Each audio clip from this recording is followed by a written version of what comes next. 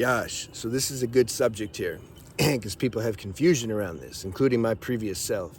Is fasting good if you have for any mental health imbalances or disorders or sensitive nervous system disorders, etc.?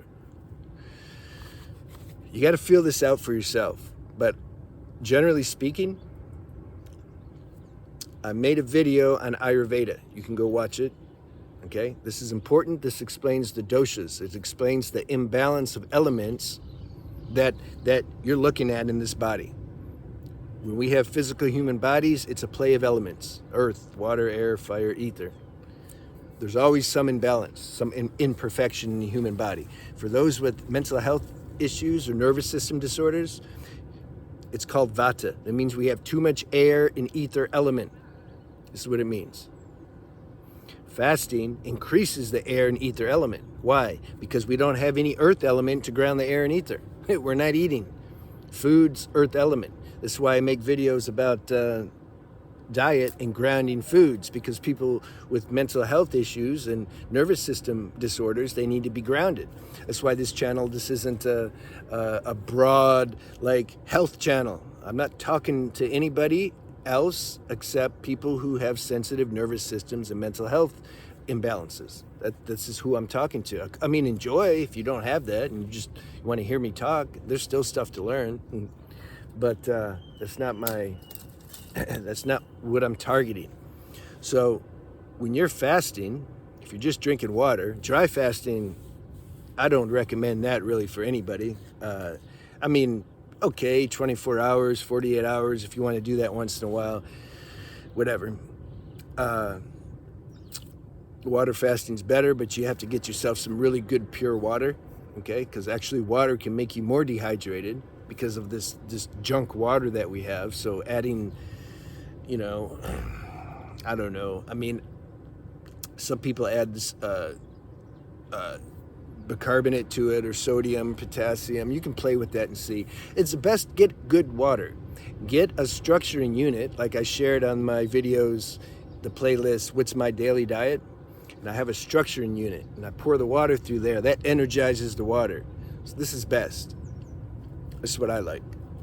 And some say, where do you get it? I don't know, because I got it while I was in Ecuador, and that company no longer exists. And so most of the things online, they're expensive. I mean, look at it as an investment. I don't know. That's what I do. If I lost my water structuring unit, I'd just go buy one. Just find one if you have the money. Still, when you're water fasting, that can really spasm your nervous system. It depends where you at. Like where are you at in your imbalance? How strong is it? How deep is it? What's your fasting environment look like? Don't do it if there's a bunch of stress around you. You're already going to be in stress when you're fasting. Some aren't. Some say the fasting it's nice. And yeah, I know. See, that's what I'm saying. You have to just see for yourself. It's nice if you don't overdo it. Now, me, I was like trying to figure all this out. I was like a pioneer for all this. I couldn't find anybody who really could help me because they didn't have a sensitive nervous system on the level that I did, so they don't know about like fasting when you have that. They would just say stuff, like, yeah, they give some medical explanation how it helps the nervous system. Yeah, but there's a bunch of factors involved. There's no one blanket statement that's going to appeal to everybody. That's why life can be real complex. You can't just read a book and say, yeah, this applies to all 8 billion people. Don't work like that. That's why I don't get into diets and stuff. What's best? The paleo, the raw, the vegan. It all can have its place for a certain time. Flexibility's the best. Intuitive eating's the best. I know when I'm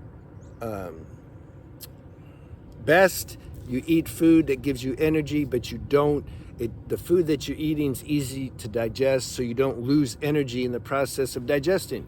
So it doesn't nullify the energy that you're getting. You see? The people too limited they only look at a couple angles of something and then declare it good. There's so many angles. It's like, yeah, this food has a bunch of energy. How much energy does it take to digest, though? You got to look at that. And then how long can you do it? You have to see all that and experiment. But in a nutshell, that's best. You eat food that have the highest energy and takes the littlest energy to digest. Tonics and fruits, liquids, vegetable juice, fruit juice, teas, etc. have a lot of energy. It's high octane fuel. But then you need to eat something to ground that. Otherwise, you'll be like that Jason Statham on Crank. Just too much electricity. That's a good movie. Fasting. So I tore this up back in the day when I was living in Thailand. That's why I went to Thailand. I wanted to really experiment with diet. And so I was full on raw for a while. Felt really good because I hadn't done it before. You see, you can start running into problems if you do it for, several years or decades. A lot of people do. So then they come off it. But it doesn't mean raw is bad. It just means okay, that went through its stage now. Now you probably gotta give the body some nourishment because your nutritional storehouse got depleted because, we're not in time and age where these raw foods are packed with minerals and sustenance. Like everything's just kind of low level. So then the body, you suffer after a while. Anyway, I was full on raw and I was loving it. So I was like, I'm going to take this to the next level. Fruitarian. Yeah, I was loving that. And then I'm like, I'm going to take it to another level. Liquidarian. So I like this too.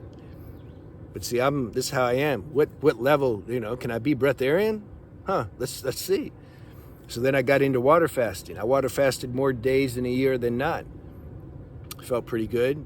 There was some, my nervous system was starting to get spasmy though. And then my mind justified, like a lot of people mistakenly do, and say, oh no, you're just detoxing deeper. I'm going to talk about that in a second. So then I took it to the next level. I started dry fasting. I dry fasted more days in a year than not. Then my nervous system really started spasming. And then I went back to raw foods, and I was eating a bunch of raw food gourmet because my body was starving for earth element. I deprived it for some years now by doing all these radical experiments.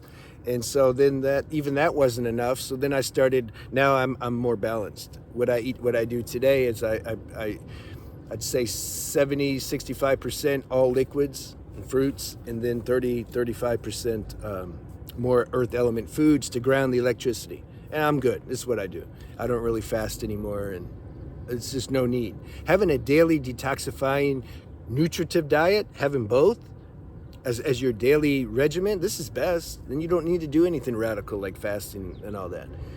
But the problem I saw with fasting is neurologically, it can compromise you, especially if you're already weak neurologically.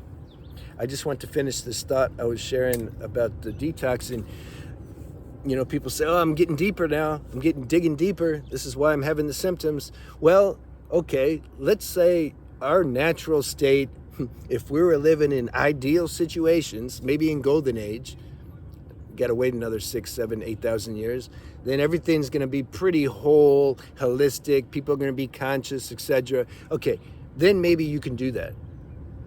At this time and age, if you detox too much, too fast, what's your goal here? To be breatharian and to live off nothing? Or is your goal inner peace? If your goal's inner peace, you don't need to worry. You can eat, enjoy, be smart about it, but don't. Mind loves concepts. It'll kill itself. It'll kill this body over trying to follow a concept. People do that. There's been more than a few. A lot of them are religious people. They're going to just fast for God, and then they end up dying. Then they'll go to the next plane, and a higher being's going to say, "Why are you so stupid? You wasted your body over what? God don't care if you ate. He put food here so you can eat." So don't trip on this whole detoxifying. It never ends. You can always detoxify more. You can always do more. But can you handle it? Are you going to waste your life? It can take lifetimes to transition from eating to not eating. I had a friend / business partner. It just came natural. He's done this in previous lives. So when he was 16, he just felt like he just didn't want to eat anymore. And so he went 3 weeks, didn't eat, didn't drink anything. And he had to start again because his family didn't understand. They started getting scared. So then later he moved out, and then he revisited that again. And he went 2 years without eating or drinking anything. And then he started eating again. He said he missed his primitiveness. You get way out there, man. I know I did when I was dry fasting. I didn't go 2 years, but You know, I mean, it gets too much. You're too sensitive, especially if you're already sensitive. I was at Thailand at the beach. I'd be sitting at the beach, and I really didn't know, like, am I dreaming right now, like at night when you dream, or am I like in my waking state? Started tripping me out. So I understood what he said. He missed his primitiveness, meaning he missed being more grounded. We're at a time and age, it's helpful if you're grounded. You think people already don't understand you most of the time. What if you get way out there? Think they're really not gonna probably get locked up. So you got to work within the environment that you're living in, and be careful when you fast. Check it out, take it easy, do it, for 24 hours, see how you feel, do it for 72, just work with it. I can't give any rule about it, like, because it depends, it's individual. If you're younger, you can probably get away with it a little more.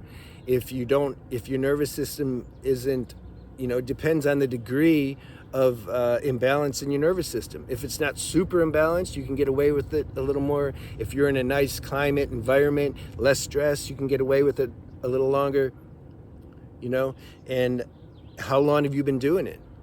You see, if you do it too much, it can start to go the other way and make you worse.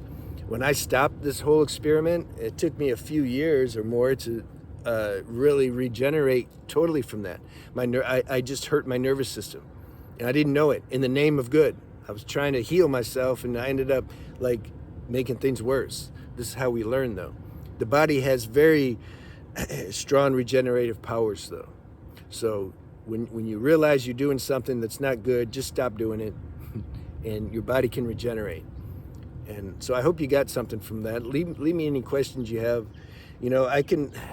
It's difficult when we do a consult. Then I can feel more and I can see, because sometimes we're getting into stuff that's really subtle and individual. And so when somebody writes something, sometimes I don't know. I'm not gonna. If intuition isn't having me respond, I'm not gonna respond. Like, I can't give. I have to be one with my words. I'm not just going to speak from the mind. I don't do that because the mind doesn't know. Intuition has a better feeling about it. So this stuff is real intricate and complex and depends on a lot of factors. So, but my general takeaway from this discussion is that fasting, if you have a sensitive nervous system disorder or mental health disorders, be careful, caution. It's not the same as somebody else. So know that going into it, and don't overdo it. Listen to your body, listen to intuition. Don't try to push it. Pushing, it doesn't help.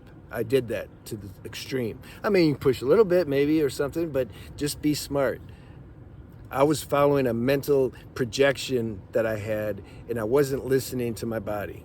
I wasn't listening to intuition. It would have told me to stop, definitely with the dry fasting.